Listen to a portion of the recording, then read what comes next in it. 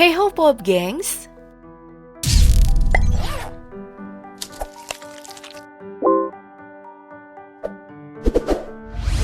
Sudah ada sinyal hati-hati dari Presiden Jokowi soal gaya hidup mewah dan pamer sana-sini dari para pejabat kita nih.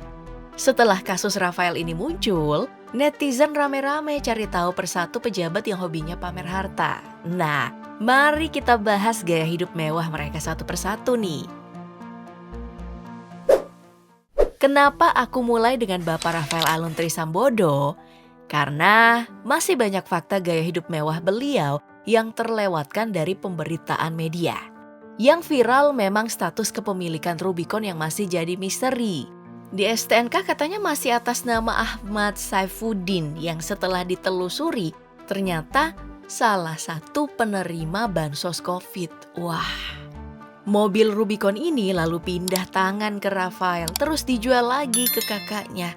Tapi yang aneh, Rubicon bisa dipakai Mario dengan bebasnya.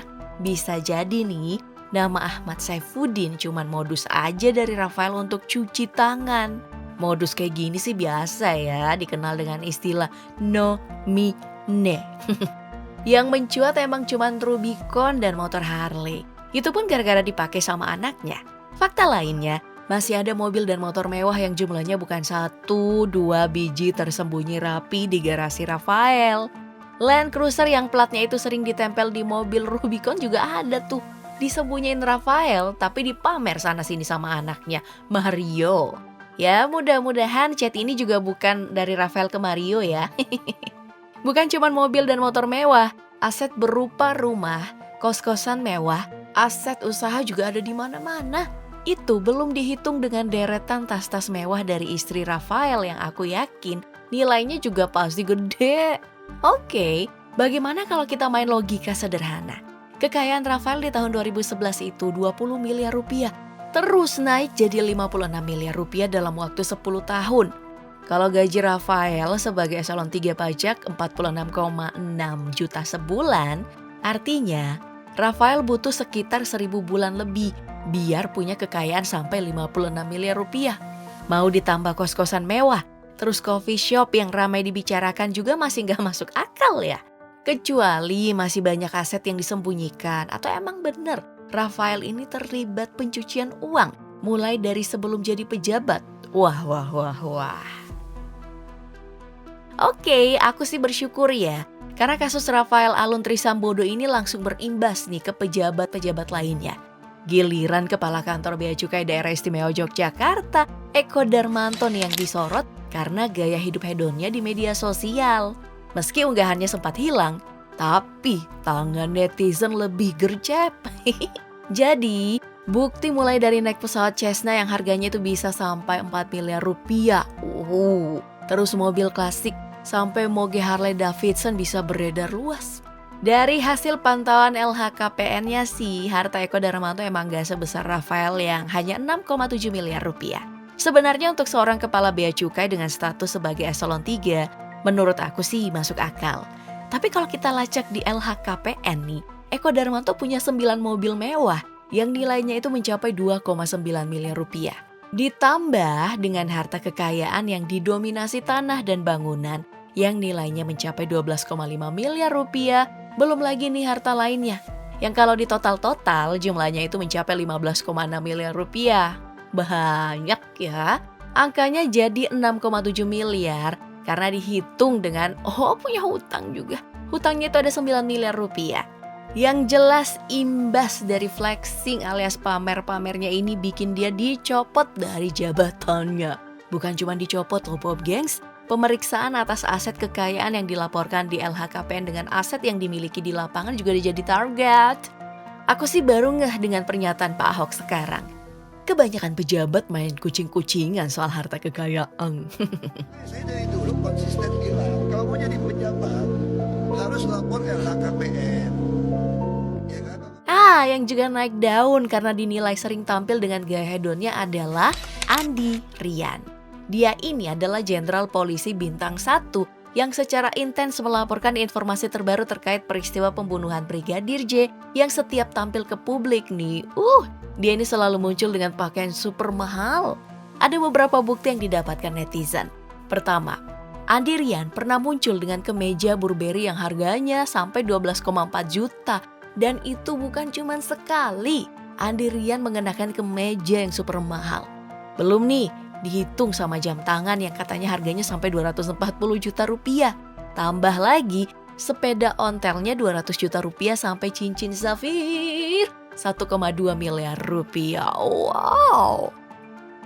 Dapat pembelaan nih dari anggota Komisi 3 DPR, Habibur Rahman. Kalau katanya netizen jangan lebay. Kemewahan tidak bisa cuma diukur dari pakaian. Ya, emang gak bisa diukur. Tapi kalau cuma baju harus dibeli sampai jutaan, gak lebay kali tuh.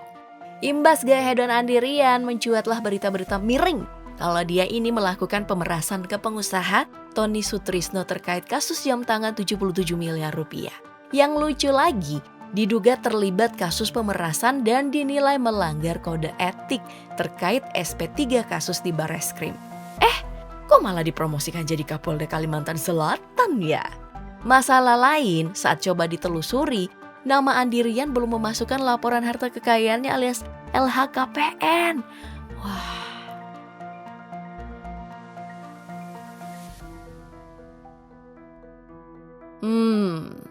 Satu nama lain yang juga tidak bisa kita lewatkan kali ini adalah Lukas NMB. Setelah ditetapkan sebagai tersangka soal dugaan kasus korupsi gratifikasi, harta dan gaya hidup glamornya satu persatu pun terungkap. Pertama nih, Lukas NMB sering bepergian sana-sini naik jet pribadi. Kedua, dia juga sering main judi di sejumlah kasino. Bahkan masyarakat anti korupsi Indonesia atau MAKI menemukan beberapa bukti kalau Gubernur Papua ini main judi di 3 negara, Singapura, Malaysia, dan Filipina dengan kelas VIP. Bukan cuma itu, terungkap juga setoran tunai di kasino judi sebesar 560 miliar rupiah.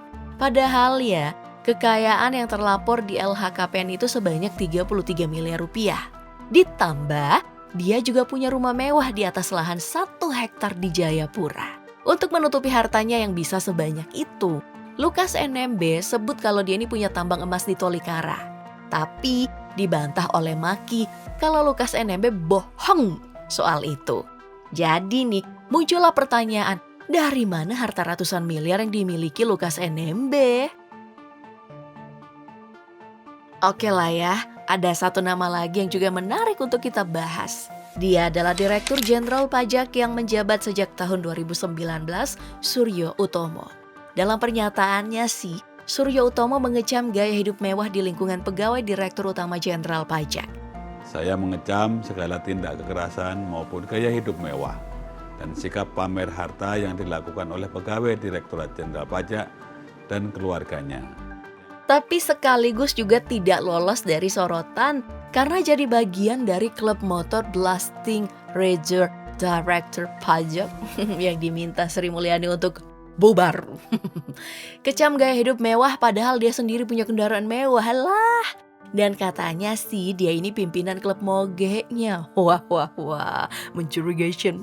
Netizen pun lalu membicarakannya nih di Twitter. Janggal kalau sekelas kepala bagian saja bisa punya harta sebanyak itu. Masa sih direkturnya enggak? Dan ditemukanlah hartanya yang tadinya 6,14 miliar rupiah di tahun 2017 menjadi 14,45 miliar rupiah setelah dia menjabat sebagai direktur. Artinya, cuma dalam waktu 4 tahun hartanya naik ke 8,31 miliar rupiah. Wah, mewakili rasa penasaran para netizen. Masuk akal gak sih?